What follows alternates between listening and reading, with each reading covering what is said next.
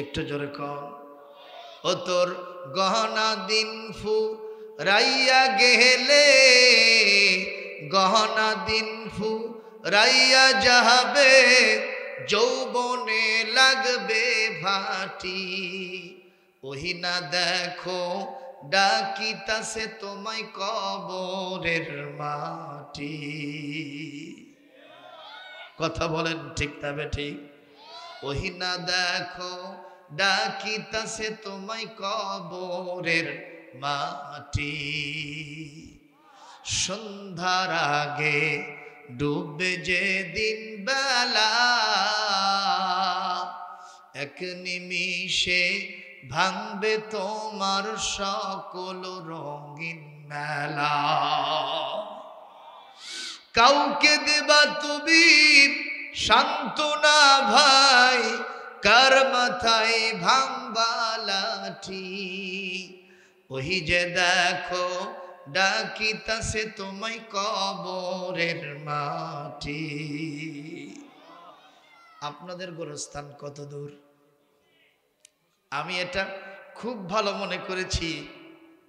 দুই পাশে কবরস্থান, মাঝখানে দিয়ে রাস্তা। কথা কয় না? এতে একটা ভালো দিক আছে, যখনই কেউ ওই দিক দিয়ে যাবে আর আসবে, ওর একটা কবর জিয়ারতের ফায়দা হয়ে যাবে। কথা কন না কেন? মুসলমান কবর দেখলেই নিঃসন্দেহে মনের ভিতরে একটা দাগ কাটবে কিনা। ওই যে আমার বাপ শুয়ে আছে, ওই যে আমার দাদা শুয়ে আছে, আমার ভাইটা শুয়ে আছে, কোন দিন না জানি তাদের কাতারে আমি শামিল হয়ে যাব। ও মুসলমান, কবরে যাওয়ার পরে আমাদের নাদুস নুদুস ফুলের পাপড়ির মতো চেহারাটা কি এরকমই থাকবে? একটু জোরে কোন থাকবে? আমাদের অবস্থা চূড়ান্ত হয়ে যাবে। কবিতার ভিতরে সুন্দর করে সেই দৃশ্যটা বর্ণনা করেছেন। বলবো, 6 দিন পরে নক্ষসী যাবে, 6 দিন পরে নক্ষসী যাবে, 9 দিন পরে চুল। কবর গাহের সামান নিতে, কবর গাহের সামান নিতে কইরো না কেউ ভুল। কবর জায়গা ভালো নয়, কবর জায়গা ভালো নয়, কবর জায়গা ভালো নয়। আমল দিয়ে কবর গৃহ সাজিয়ে নিতে হয়। 6 দিন পরে নক্ষসী যাবে, বলেন 6 দিন পরে নক্ষসী যাবে, 9 দিন পরে চুল। কবর গাহের সামান নিতে কইরো না কেউ ভুল। কবর জায়গা ভালো নয়, কবর জায়গা ভালো নয়, কবর জায়গা ভালো নয়। আমল দিয়ে কবর গৃহ সাজিয়ে নিতে হয়। 17 দিনে পেট ফেটে শেষ পোকার খাদ্য হবে, 17 দিনে পেট ফেটে শেষ পোকার খাদ্য হবে। 3.5 দিন পরে গোশ থাকবে না, কঙ্কাল পুরে রবে। 90 দিনে হাড়গুলি সব, 90 দিনে হাড়গুলি সব আলাদা হয়ে রয়। কবর জায়গা ভালো নয়, কবর জায়গা ভালো নয়, কবর জায়গা ভালো নয়। আমল দিয়ে কবর গৃহ সাজিয়ে নিতে হয়। জোরে বলেন আমিন, জোরে বলেন আমিন। আমার ভাইরা, সবাই কবরে যেতে হবে, সেজন্য প্রস্তুতি এখন থেকে নিতে হবে। কেউ কি বলতে পারবেন আজরাইলের পাকড়াও থেকে আমি অন্তত পক্ষে আজকে রাত্রিতে আমি নিরাপদে থাকব? আজকে রাত্রির গ্যারান্টিও কারো আছে? সুতরাং কোন দিকে হন্য হয়ে ছুটতেছেন ও বনি আদম? শান্তির অন্বেষায়। আজকে থেকেই ডিসিশন ফাইনাল, ইনশাআল্লাহ কেউ নামাজ ছাড়ব না। ওয়াস্তাফজিজ মান ইসতাতা'তা মিনহুম বিসাওতিকা ওয়া আজলিব আলাইহিম বিখাইলিকা ওয়া রাজলিকা ওয়াশারিকুহুম ফিল আমওয়ালি ওয়াল আওলাদ ওয়াইদুহুম ওয়া মা ইয়াইদুহুমুশ শাইতানু ইল্লা গুরুরা।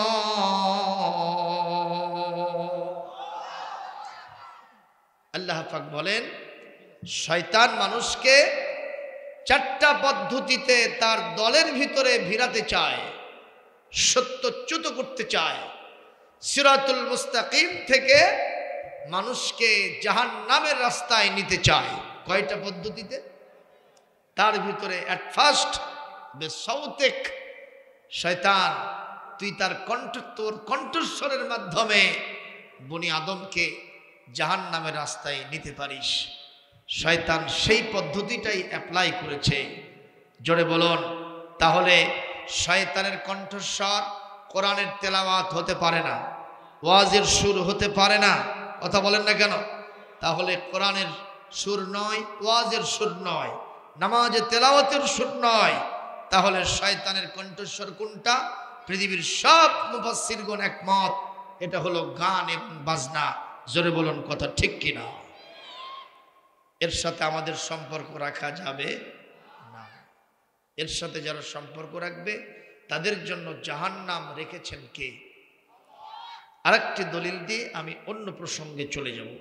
কোরআন কারীমের 21 নম্বর পারা 31 নম্বর সূরা, সূরার নাম সূরা লুকমান, আয়াত নম্বর 6। কত? 6। আল্লাহ পাক বলছেন ওয়া মিনান নাসি মান ইয়াশতারি লাহওয়াল হাদিসি লিয়ুদিল্লা আন সাবিলিল্লাহ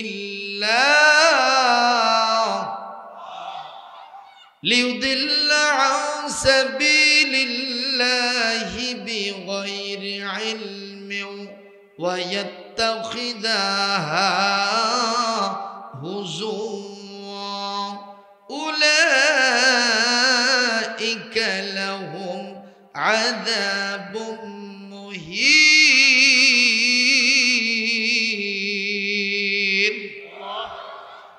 আল্লাহ পাক বলেন মানুষের ভিতরে এমন কিছু মানুষ আছে যারা আমার দেয়া টাকা পয়সা দিয়া গান বাজনা, ক্রীড়া, কৌতুক, নাটক, সিনেমা, বিভিন্ন ড্যান্সিং প্রোগ্রাম, ছায়া ছবি, বিভিন্ন কনসার্ট, সঙ্গীতানুষ্ঠান, ঝাঁকানাকার মঞ্চ, এগুলি তারা কিনে নেয়। কথাকার আমি আল্লাহ ঘোষণা করলাম এদের ভিতরে কোনো সুমতি নেই, এরা মেরিটোরিয়াস নয়, এরা বুদ্ধিমান নয়, এরা হলো সবচেয়ে নাদান মূর্খ। কথাকার আরো জোরে কনকার কথা। এই গান বাজনার মাধ্যমে তাদের উদ্দেশ্য থাকে আমার রাস্তা থেকে মানুষগুলিকে মিসগাইড করে, ডাইভার্ট করে জাহান্নামের রাস্তার দিকে নিয়ে যাওয়া। বলেন তো শয়তানের সেই টার্গেটকে আমরা বাস্তবায়ন হতে দেব? একটু জোরে বলেন দেব? আমাদের টার্গেট হলো জান্নাতে যাওয়া, ইনশাআল্লাহ। কর জান্নাতে যেতে চান যারা, দুহাত তুলে এই মুহূর্তে আল্লাহকে দেখান। তারা দেখেন তো কারো হাত নিচে আছে নাকি? যে লোকের হাত নিচে আছে আপনি বুঝবেন ওই গ্রুপের লোক। কোন গ্রুপ তা কিন্তু বলিনি, এটা মেবি হতে পারে শয়তান গ্রুপ। কথা কন না কেন? দেখেন এই চাচা হাত তোলেন, আশ্চর্য কথা বলে। হাত তোলেন। আমরা কোথায় যাব? হাত নামান। তাও দেখলাম কিছু লোকের হাত ওঠেনি। এরা কারা? এদের ব্যাপারে আমি একটা গল্প করব ছোট্ট। মাসাল তু মাসালান। কষ্ট হচ্ছে আপনাদের? একটা ক্লাসে স্যার গিয়ে জিজ্ঞেস করছে, বাবা আমি তোমাদেরকে জান্নাতের নাজ নিয়ামত সম্পর্কে পড়াইলাম, খুব ভালো লাগলো, গুরুত্ব বর্ণনা করলাম। জান্নাতের ভিতরে এত নাজ নিয়ামত থাকবে, যা ইচ্ছা তাই আল্লাহ তোমাকে দেবে, তুমি যা চাবা তাই পাবা। জোরে কর সুবহানাল্লাহ। তো তোমরা কে কে জান্নাতে যাবে? সবাই দু হাত তুলছে। কয় হাত? একটা ছেলে ওই কর্নারে বসে থেকে ও শুধু কাঁদতেছে, হাতও তোলেনি। স্যার জিজ্ঞেস করলেন, বাবা তুমি কাঁদতেছো, তুমি কি জান্নাতে যাবা না? কয় না স্যার। কেন? কয় মা বলছে স্কুলে যাবি, সোজা বাড়িতে আসবি, কোথাও যেন যাস না, তুমি যেন কোথাও যাও না বাবা। আপনারা কি বুঝলেন? ওই ছেলেটার চিন্তা যে স্যারের যেরকম ভাব দেখতেছি মনে হয় আমাকে এখনই নিয়ে গেল। এরকম কিছু লোক হয়তো এখানে বসে থাকতে পারে যাদের চিন্তা হলো বউকে বলে আসছি 12টার আগেই সবার শেষ, পোলাও নাই, তাড়াতাড়ি আসবো, দরজা খুলেই রাখো। সেরকম ভাব দেখতেছি হুজুরের, মনে হয় এখনই নিয়ে যায়, বইয়ের সাথে বোধহয় আর দেখা হয় না। এই তালে আছেন নাকি? এখনই যদি অর্ডার হয় জান্নাতে যেতে আমাদের কোনো অবজেকশন নাই। আলহামদুলিল্লাহ কর, ইনশাআল্লাহ কর। আমার মুসলমান, এই আয়াত ইসলামের দ্বিতীয় খলিফা আমিরুল মুমিনিন খলিফাতুল মুসলিমিন হযরত ওমর ইবনুল খাত্তাব রাদিয়াল্লাহু তাআলা আনহু বাস্তবায়ন করার জন্য তিনি দেশের মানুষের ভিতরে মনিটরিং চালাতে থাকলেন। তিনি মসজিদে নববী, ওই সময়ের অ্যাসেম্বলি ভবন, সংসদে এই আয়াত পেশ করলেন, গেজেট আকারে পাশ করে দিলেন, আর মনিটরিং চালাতে থাকলেন দেশের কোথায় কোথায় আয়াত মানা হয় আর কোথায় কোথায় এর ব্যত্যয় ঘটানো হয়, অমান্য করা হয়, আমি সেটা দেখব। গভীর রাত্রিতে সবাই যখন ঘুমে আচ্ছন্ন, আমিরুল মুমিনিন খলিফাতুল মুসলিমিন হযরত ওমর তখন রাস্তায় হাঁটতেছেন। সুবহানাল্লাহ। চুরি ডাকাতি করার জন্য নয়, জিনা ব্যভিচার করার জন্য নয়, কোনো প্রকারের খারাপি কাজ করার জন্য নয়, বরং খারাপি কাজ যারা করে তাদের গোষ্ঠী উদ্ধার করার জন্য হযরত ওমর নাঙ্গা তরবারি আর লাঠি নিয়ে রাস্তায় হাঁটতে থাকেন। মারহাবা। হঠাৎ করে গভীর থেকে গভীরতর রাত, রাস্তার পাশে একটা কুঁড়ে ঘর থেকে নারী কণ্ঠে প্রেমের গান ভেসে আসতেছে। কিসের গান? আরো জোরে কম। প্রেমের গান ভেসে আসতেছে। এইবার হযরত ওমর চিন্তা করলেন, এই গানের ভিতরে অবৈধ প্রেমের সুরসুরি আছে। এরকম গান আমাদের দেশে ছায়াছবিতে হয় কি হয় না? কি বলবেন আহলে হাদিস, কি বলবেন আহলে আহনাফ? প্রত্যেকটির মোবাইলের ভিতরে, প্রত্যেকের বাড়ির ভিতরে এই সমস্ত গানের সাথে সম্পর্ক যুবকদের আছে না নাই? আরো জোরে কোন আছে না নাই? ও মুসলমান, এই জন্য আমাদের সবাইকে সাবধান হতে হবে। আল্লাহ পাক বলেন, এই গান বাজনাকে যারা ইত্তাখিদাহা হুজুয়া, এটাকে তারা খেলতামাশার বস্তু মনে করে, কিছুই মনে করে না, এটা একটা মামুলি ব্যাপার মনে করে। গান শোনা কিছুই মনে করে না।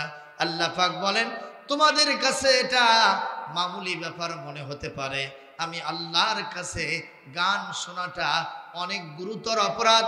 কারণ ইন্নাল গিনা ইউমিতুন নিফাকা ফিল কলবে, প্রেমের সুরসুরিমূলক অবৈধ গানের সুরসুরি, এটা মানুষের অন্তরের ভিতরে মুনাফিকি পয়দা করে, বলেছেন বিশ্বনবী হযরত মুহাম্মদুর রাসূলুল্লাহ সাল্লাল্লাহু আলাইহি ওয়াসাল্লাম।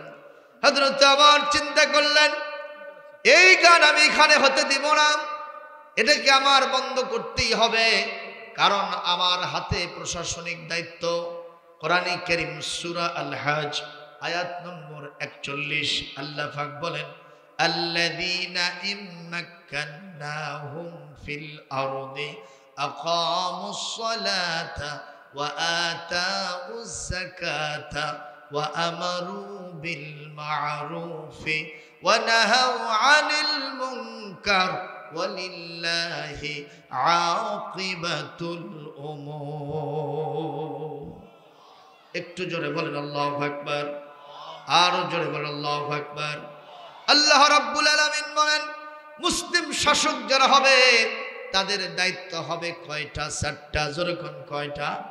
4টা। আরো জোরে কোন কয়টা? 1 নম্বর, নামাজ কায়েম করতে হবে। 2 নম্বর, অর্থনৈতিক ব্যবস্থাকে যাকাত ভিত্তিক করতে হবে। আর 3 নম্বর, সৎ কাজের সমস্ত রাস্তাগুলি উন্মুক্ত রাখতে হবে। অসৎ কাজে যেতে পারে এরকম সব চোরাগুলি পথ বন্ধ করে দিতে হবে।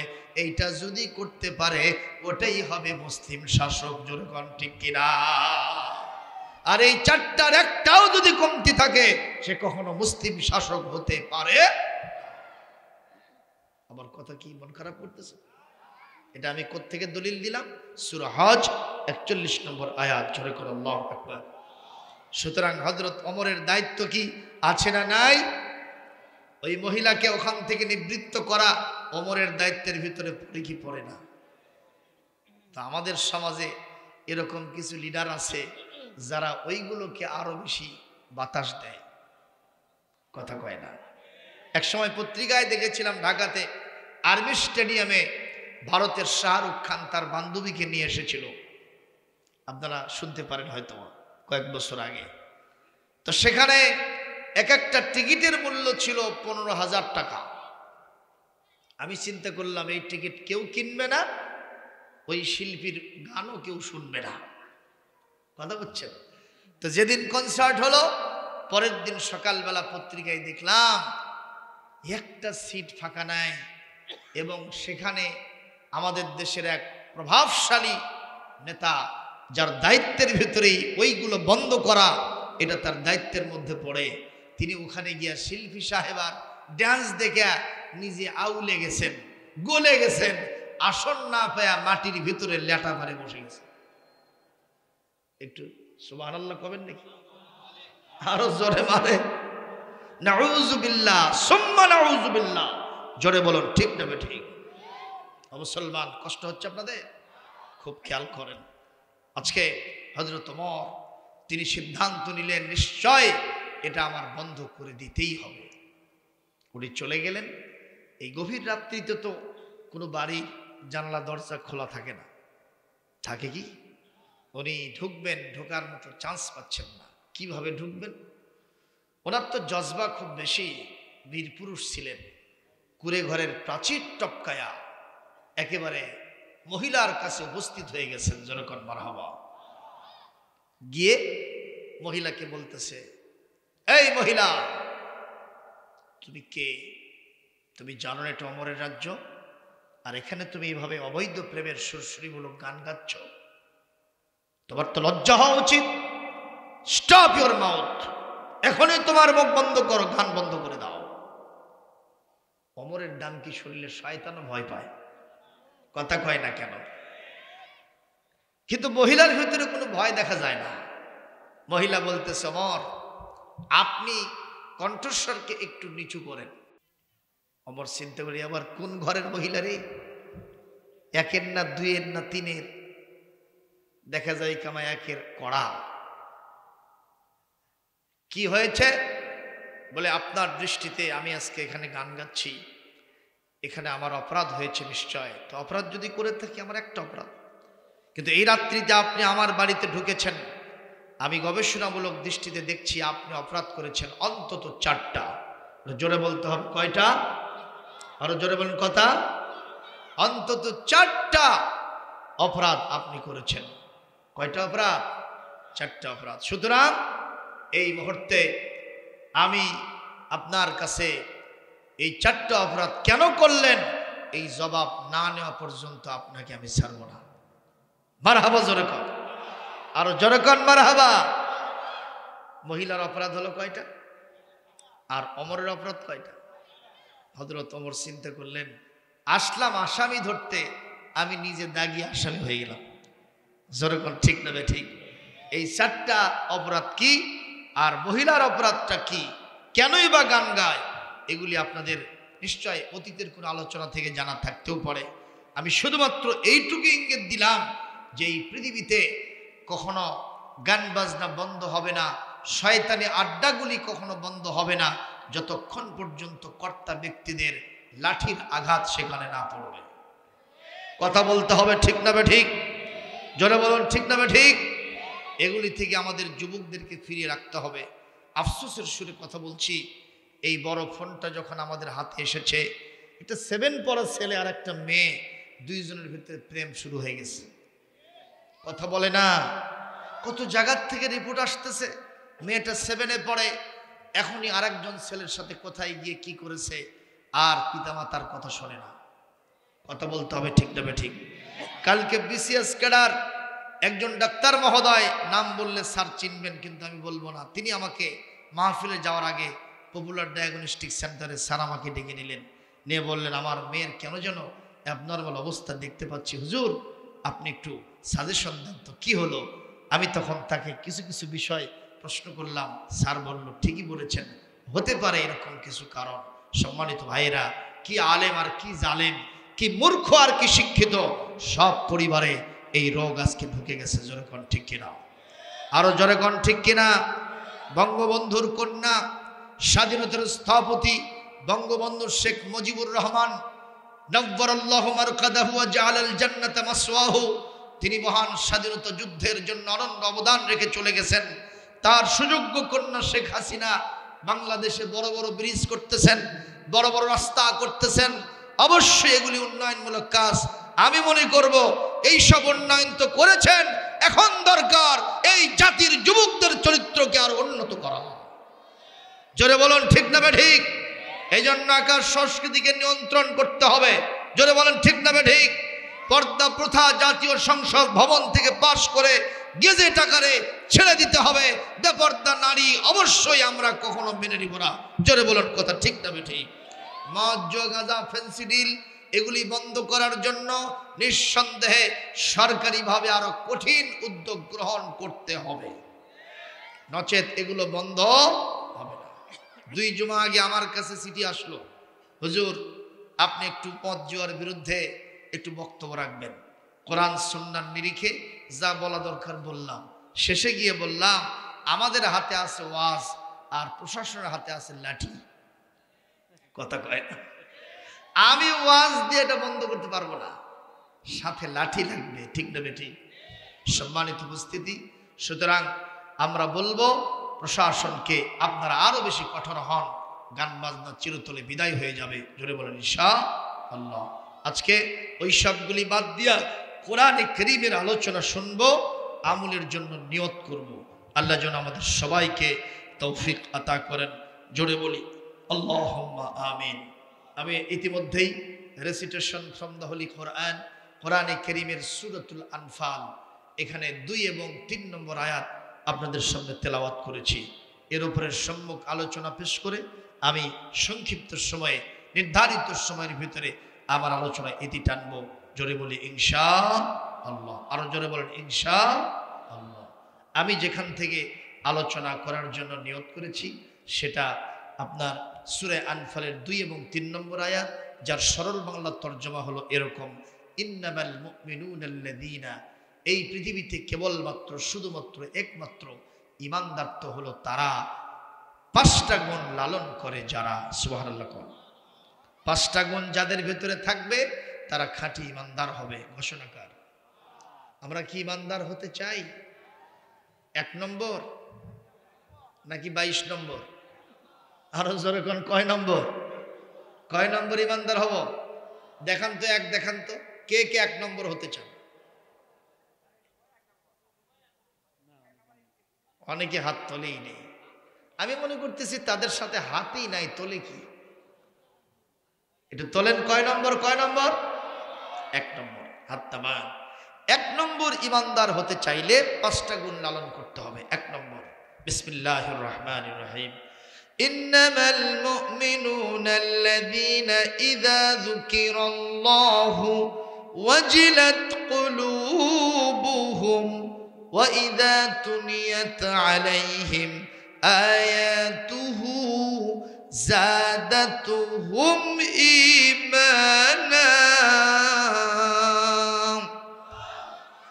زادتهم إيمانا وعلى ربهم يتوكلون।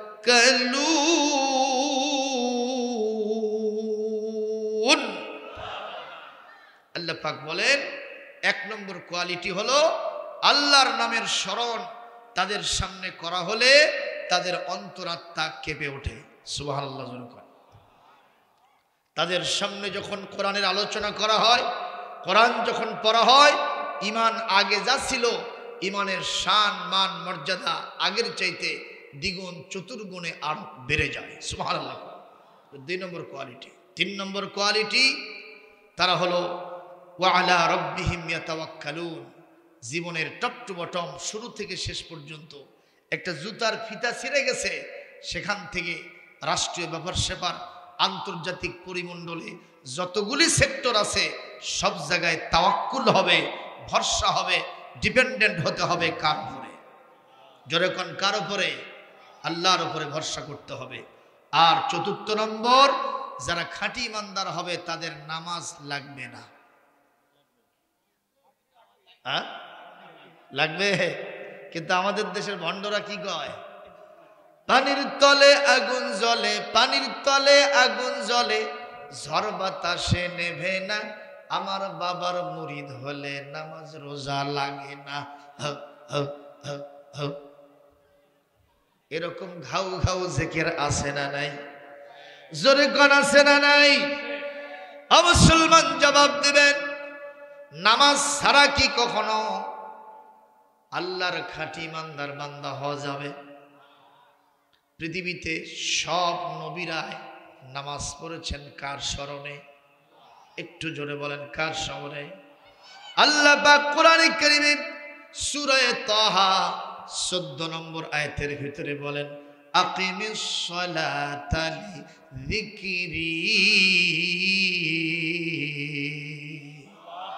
নামাজ প্রতিষ্ঠা করো আমি আল্লাহর স্মরণে।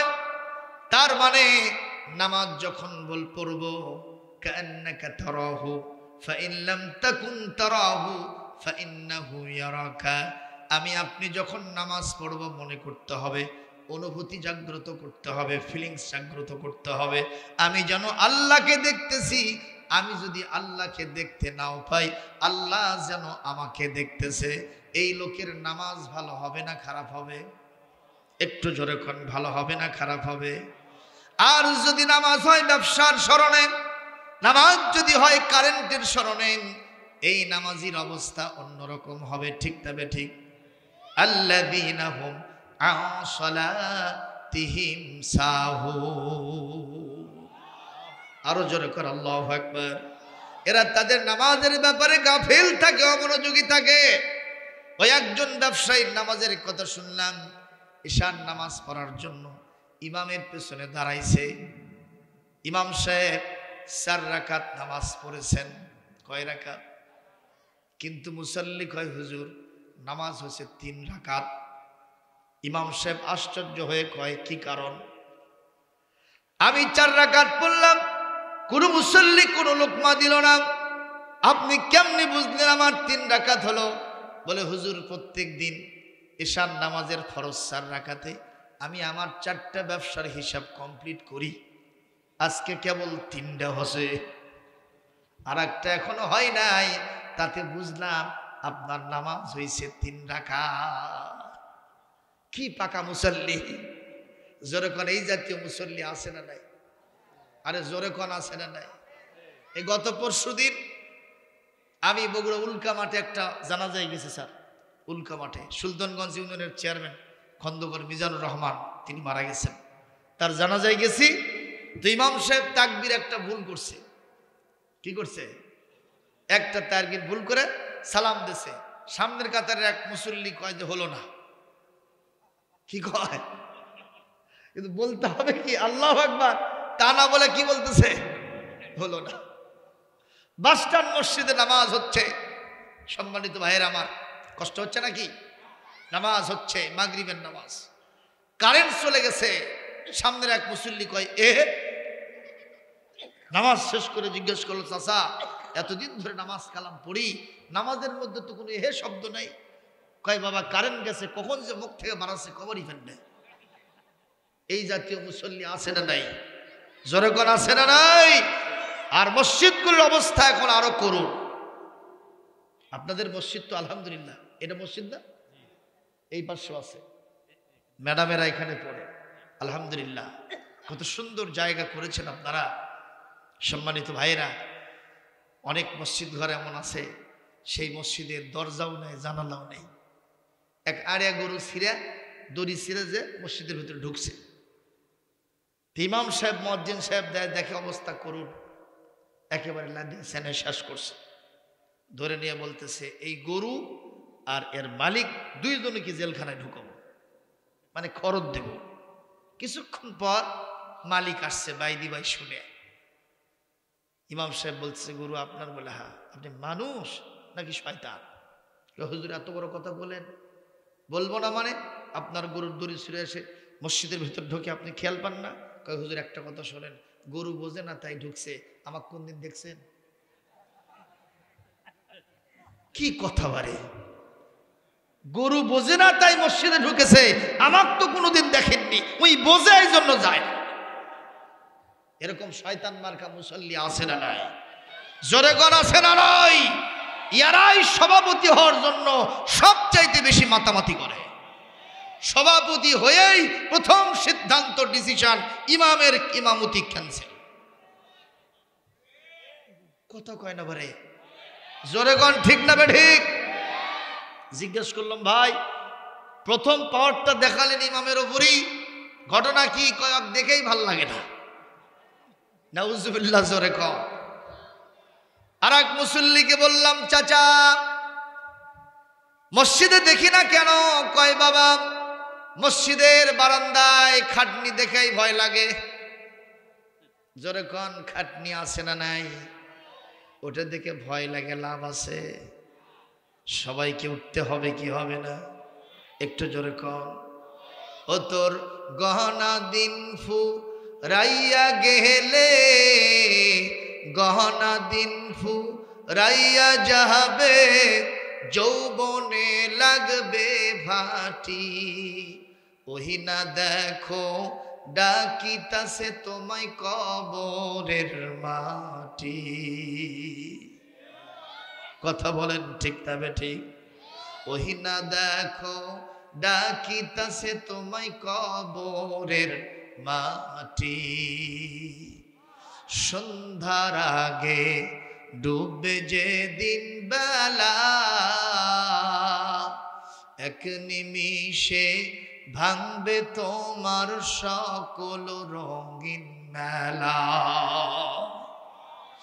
কাউকে দেবা তুমি সান্ত্বনা ভাই, কার মাথায় ভাঙবা লাঠি। ওই যে দেখো ডাকিতাছে তোমায় কবরের মাটি। আপনাদের গোরস্থান কত দূর? আমি এটা খুব ভালো মনে করেছি, দুই পাশে কবরস্থান, মাঝখানে দিয়ে রাস্তা। কথা কয় না? এতে একটা ভালো দিক আছে, যখনই কেউ ওই দিক দিয়ে যাবে আর আসবে, ওর একটা কবর জিয়ারতের ফায়দা হয়ে যাবে। কথা কন না কেন? মুসলমান কবর দেখলেই নিঃসন্দেহে মনের ভিতরে একটা দাগ কাটবে কিনা? ওই যে আমার বাপ শুয়ে আছে, ওই যে আমার দাদা শুয়ে আছে, আমার ভাইটা শুয়ে আছে, কোন দিন না জানি তাদের কাতারে আমি সামিল হয়ে যাব। ও মুসলমান, কবরে যাওয়ার পরে আমাদের নাদুস নুদুস ফুলের পাপড়ির মতো চেহারাটা কি এরকমই থাকবে? একটু জোরে কোন থাকবে? আমাদের অবস্থা চূড়ান্ত হয়ে যাবে। কবিতার ভিতরে সুন্দর করে সেই দৃশ্যটা বর্ণনা করেছেন। বলবো, 6 দিন পরে নক্ষসী যাবে, 6 দিন পরে নক্ষসী যাবে, 9 দিন পরে চুল। কবর গাহের সামান নিতে, কবর গাহের সামান নিতে কইরো না কেউ ভুল। কবর জায়গা ভালো নয়, কবর জায়গা ভালো নয়, কবর জায়গা ভালো নয়। আমল দিয়ে কবর গৃহ সাজিয়ে নিতে হয়। 6 দিন পরে নক্ষসী যাবে, বলেন 6 দিন পরে নক্ষসী যাবে, 9 দিন পরে চুল। কবর গাহের সামান নিতে কইরো না কেউ ভুল। কবর জায়গা ভালো নয়, কবর জায়গা ভালো নয়, কবর জায়গা ভালো নয়।